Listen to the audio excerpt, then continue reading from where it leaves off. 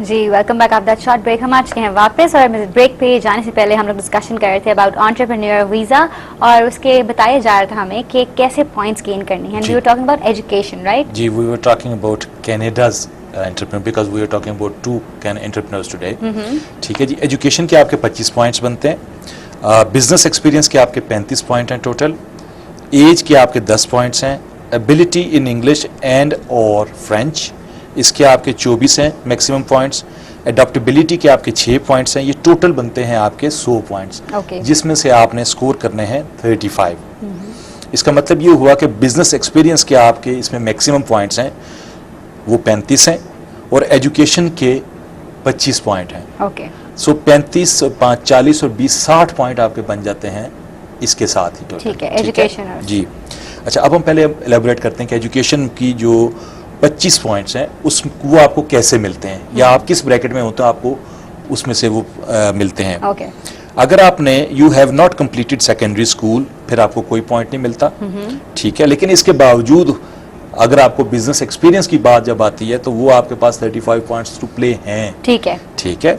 You have obtained a secondary school credential और conditions इस पे अप्लाई होती हैं, उसमें आपको 5 पॉइंट्स मिलते हैं। You have obtained a 1 year post secondary educational credential and completed at least 12 years of full time और फुल टाइम इक्विवेलेंट स्टडीज, इसके आपको 12 पॉइंट्स मिलते हैं, यानी इंटरमीडिएट लेवल पे आपके 12 पॉइंट्स हो जाते हैं। सही। ठीक है। You have obtained a 1 year post secondary education credentials and completed at least 13 years of full time education, इसके आपको 15 पॉइंट्स मिल जाते हैं। ठीक है, यानी आपने बैचलर्स में आप शामिल होना शुरू हो गए, इंटरमीडिएट आपने पास किया और 13th ईयर में चले गए तो आप 15 पॉइंट्स तक कर लेते हैं उसको, कंप्लीट किए हो अगर तो।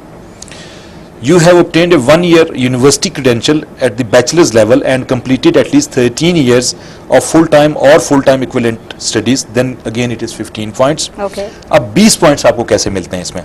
अच्छा, एक से मुझे आप ये वाला बताइए कि सिंपल एफए और एफएससी का जो है दैट्स के आपको इतने पॉइंट्स मिलेंगे?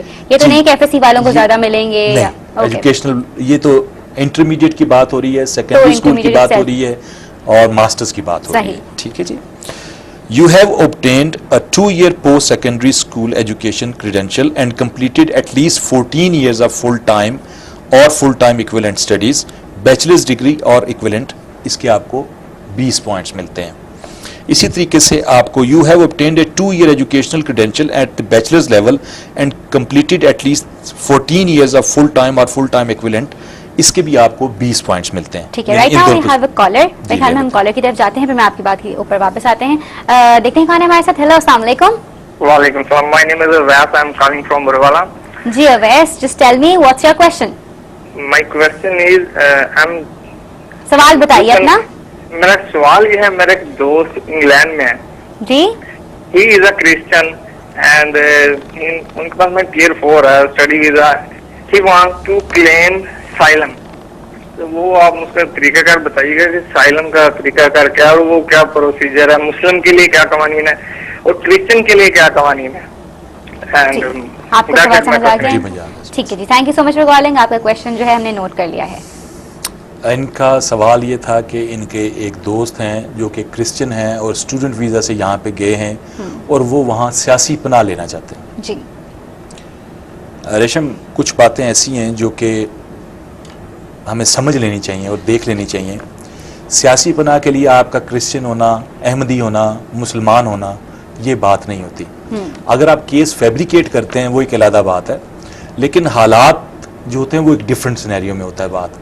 और आप प्लान करके सियासी पनाह नहीं लेते, असाइलम नहीं लेते आप।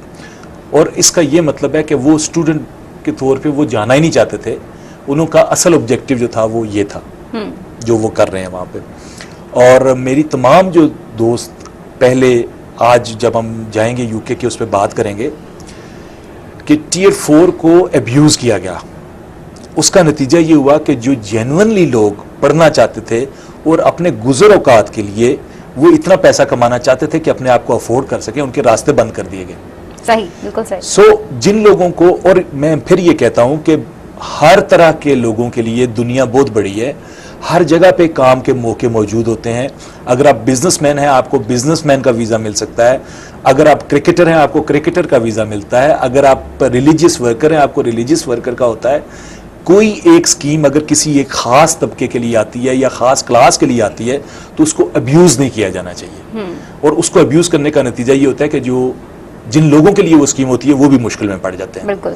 इसलिए सियासी पनाह के हवाले से जहाँ तक इनके दोस्त की बात है, उसमें मैं ये सिर्फ यूँ कहूँगा कि उनके अगर हालात ऐसे हैं, उनको किसी से ख़तरा है, कोई ऐसी बात है, तो वो केस वहाँ पे वो अप्लाई कर सकते हैं और वो किसी भी वक्त कर सकते हैं। और अगर ऐसा है और आप चाहते हैं हम आपको मजीद गाइडेंस दें तो फिर आप हमें लिख भेजें visa@kohinoor.tu पे और फिर we look into the matter and we'll find out कि how and when can he Yes. Pursue. और जो भी ऐसी बात है they can share with us. लेकिन चूंकि जो बातें इखलाकियात के मुताबिक बनती हैं उसके सिलसिले में मैं अपना ये फर्ज समझता हूँ कि मैं उन बातों को क्लियर कर दूं लोगों के साथ बिल्कुल ना। सही। Let's come back to our point based system. जी अच्छा, फिर उसके बाद जी 22 पॉइंट्स पे हम आते हैं। अभी हम लोग थे बैचलर्स डिग्री पे, जो 20 पॉइंट्स आते हैं उस पे थे आए। अब 22 पॉइंट्स आपको कैसे मिलते हैं? You have obtained a 3-year post secondary educational credential and completed at least 15 years of full time, यानी मास्टर्स डिग्री और इक्विवेलेंट डिग्री अगर आपने की है तो आपको 22 पॉइंट्स मिल सकते हैं। ठीक है। सो टोटल जो आपके पॉइंट्स आपको चाहिए 35 चाहिए, और उसमें से आप अगर मास्टर्स डिग्री में मौजूद हैं उसके साथ और कंडीशंस भी होती हैं, ये नहीं कि नहीं होती, लेकिन ये है कि आपको इतना स्कोर उस पर मिल जाता है। ठीक है जी। Okay. You have obtained 2 or more university educational credentials at the bachelors level and completed at least 15 years of full time और full time equivalent, that is again 22। अब 25 आपको कैसे मिलते हैं? You have obtained a master's or PhD and completed at least 17 years of full-time or full-time equivalent education. PhD degree जो है उस पे आपको 25 पॉइंट तक मिलते हैं। ठीक है। यानी आपके मैट्रिक में जब आप रहते हैं तो आपको 5 पॉइंट्स मिलते हैं। सेकेंडरी स्कूल में जब आप जाते हैं तो आपको 12 पॉइंट्स मिलते हैं। सेकेंडरी से आप डिग्री के अंदर चले जाते हैं, कंप्लीट नहीं करते, 15 पॉइंट्स मिलते हैं। डिग्री कंप्लीट करते हैं तो आपको 20 पॉइंट्स मिलते हैं। 20 पॉइंट्स के बाद आप मास्टर्स में पढ़ने चले जाते हैं तो आपको 22 पॉइंट्स मिलते हैं। आप पीएचडी करते हैं तो आपको 25 पॉइंट्स मिल जाते हैं। तो मेरे ख्याल में यहाँ पे ज्यादा लोग जो हैं दे विल फॉल 20 पॉइंट्स वाली कैटेगरी में। मास्टर्स इंटरमीडिएट से लेकर ऑनवर्ड जो है तब सबके लिए ये इन्वेस्टर्स, असल में जिन लोगों का तो कैटेगरी आती है ना रेशम की, जो लोग ये एंटरप्रेन्योर्स का है।